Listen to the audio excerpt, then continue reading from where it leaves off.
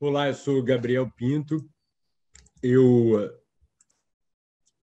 sou um dos autores do artigo Mudanças à Frente, expectativas para a colaboração profissional após a pandemia. A pandemia começou, né, quando a Organização Mundial da Saúde determinou o início da pandemia. Começaram no mundo inteiro, no Brasil também, restrições de mobilidade e de distanciamento social, o que colocou grande parte da população no contexto do trabalho remoto, que a gente chama aqui do home office. Aproximadamente entre 9% e 13% da população brasileira, estimado, ficaram em home office num período relevante. E essa população é responsável por 17% da massa salarial em 2020. Ou seja, é uma população relevante e, além disso, tem uma importância econômica, socioeconômica muito relevante. Antes da pandemia, o home office era percebido como era pouco comum e pouco usual, porque ele não tinha o suporte necessário dentro das organizações para que ele de fato acontecesse. Então, o que a gente observava eram casos isolados dentro de algumas empresas, ou algumas empresas principalmente mais intensivas em trabalho, intensivo em conhecimento, tinham atividades isoladas que podiam trabalhar no home office. Só que a sensação de isolamento, porque era uma única pessoa, um grupo pequeno de pessoas, era grande. Então, a pessoa se sentia, meu chefe não vai ver o meu trabalho. E quando ia para dentro do contexto domiciliar, não existia um preparo, então as confusões eram grandes entre o limite casa e trabalho. Mas com a pandemia, as tecnologias dos sistemas de colaboração que já existiam, eles passaram a ser mais utilizados pelas pessoas. As organizações conseguiram se adaptar para construir possibilidades melhores para as pessoas. Então, essa pesquisa resolve responder a seguinte pergunta: quais parâmetros têm que ser incorporados na formatação das tecnologias de colaboração profissional remota depois da pandemia? A gente responde essa pergunta, analisa com base na teoria da mudança organizacional do Kurt Levine, que consolida toda a pesquisa dele no olhar sobre os 3 estágios, que é o descongelamento, a mudança e o recongelamento. A gente tem um recorte sobre a geração entre 26 e 40 anos, empresas privadas e médias. A gente entende que essa contribuição do olhar para frente, os parâmetros que têm que ser incorporados, sistemas de colaboração, é muito importante para que os sistemas sejam mais eficazes, né? No olhar na revisão de literatura, a gente vê a percepção do home office como algumas experiências negativas que, no contexto da pandemia, foram ultrapassadas, os limites confusos entre a relação trabalho e não trabalho, então as pessoas não sabiam muito bem como determinar essas barreiras. Por isso, muitas situações estressantes, as pessoas não davam o home office como era percebido, e durante a pandemia as pessoas tiveram que lidar com situações estressantes, por exemplo, relacionadas aos conflitos domésticos, essas relações, essas barreiras, né? Houve muita redução da interação social, principalmente da comunicação não formal, e ela era percebida dentro da literatura do home office, e, de uma forma geral, a percepção no lado negativo do home office é que existia uma sensação de isolamento e um distanciamento. O lado positivo é que o home office ele permitia flexibilidade e autonomia para as pessoas, e fora o benefício do ganho do deslocamento com o tempo. Em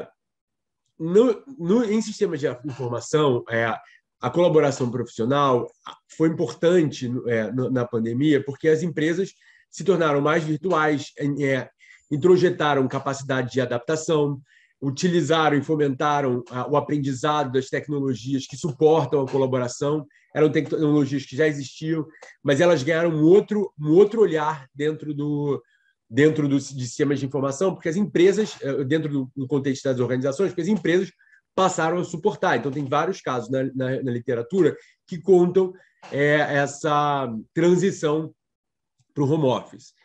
E um artigo muito importante trata, na verdade, faz uma análise à base do social affordances, né? Que são, na verdade, olhando da perspectiva o home office, o trabalho remoto no contexto da pandemia, ele ganhou uma relevância muito grande e mudou sobre as perspectivas da utilidade, do benefício que o home office tem, que muda de parâmetros e é equivalente à mudança que a gente observou nas redes sociais. Então, a gente quer buscar justamente esse gap de literatura, responder esse gap de literatura, que é o que vem por aí dentro da colaboração profissional. A gente fez entrevistas em profundidade, com questionário semi-estruturado.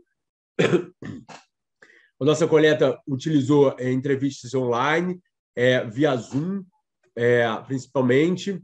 A gente teve a gente fez um questionário piloto, todo mundo assinou o termo de consentimento, as entrevistas duraram em média 40 minutos e foram realizadas um total de 29 entrevistas, onde a gente só parou quando a gente sentiu que atingiu não surgiam novas novidades. A gente fez uma análise interpretativa utilizando os fundamentos de Klein e Myers para poder fazer essa análise. Essa é uma pesquisa que ela tem como limitação o seu caráter exploratório e interpretativo. A gente não pode extrapolar a partir disso, mas ela cria fundamentos importantes a partir da análise que a gente identificou. A gente começou a nossa codificação a partir de uma análise dos dados, as palavras-chave, dos temas mais relevantes. Depois a gente trabalhou um brainstorming de ideias, criou uma codificação de aproximadamente 111 códigos e, a partir disso, a gente elaborou a análise estruturada. Então, o que foi percebido? Assim? A adaptação ela foi positiva e satisfatória. A percepção generalizada dos profissionais é que, apesar de existir dor no princípio, as pessoas conseguiram passar de fase, né, mudar, se adaptar. Houve uma percepção, um ganho de tempo muito relevante. Esse benefício já era percebido antes na literatura do home office. No final, também houve uma percepção de aumento da produtividade. O que as empresas conseguiram, elas ofereceram, na verdade, o aprendizado necessário, as ferramentas necessárias e a infraestrutura necessária para que essa produtividade fosse realizada. Uma outra coisa que foi importante foram os relatos das pessoas do aprendizado em colaboração para mudar de estágio e adaptação. A gente viu uma digitalização generalizada, mesmo o WhatsApp, que não é uma ferramenta, é uma ferramenta de mensagem instantânea, que não é utilizada no contexto especificamente para colaboração, ela ganhou um papel importante dentro dos sistemas de colaboração, assim como outras tantas tecnologias, como o Google, as ferramentas do Google Workspace, né, Google Docs, etc., que elas sempre existiam, mas elas ganharam uma relevância. E isso porque as empresas ofereceram treinamento e aprendizado, a gente teve um engajamento e a colaboração das pessoas, novas regras surgiram, novas regras que não existiam, que permitiram que as empresas suportaram o fenômeno da transição do home office. Então, aqui, você vai reforçando. Então, dentro de todos os pontos, todos os aspectos que foram super importantes, a gente destacou três fatores muito importantes. Primeiro, foram criadas novas regras, né? Então, a gente tem um relato de uma pessoa, foram suspensas reuniões presenciais com clientes, aumentou a conversa por telefone. Então, as regras, ainda que elas não fossem, elas se tornaram, elas não eram regras, às vezes, muito explícitas, mas eram regras tácitas, que foram importantes. A dinâmica do grupo, dentro da teoria da mudança organizacional, a dinâmica do grupo ela é muito relevante, porque é o que te permite mudar do estado de descongelamento para mudança, quando as pessoas aceitam, por causa da aceitação social. E o suporte organizacional para o home office, que não era uma realidade, porque as empresas não abriam mão, de uma forma geral, do controle que elas exerciam sobre os funcionários, foi fundamental, porque ele permitiu, e dentro da teoria da mudança organizacional, isso é crucial, que a transição fosse satisfatória.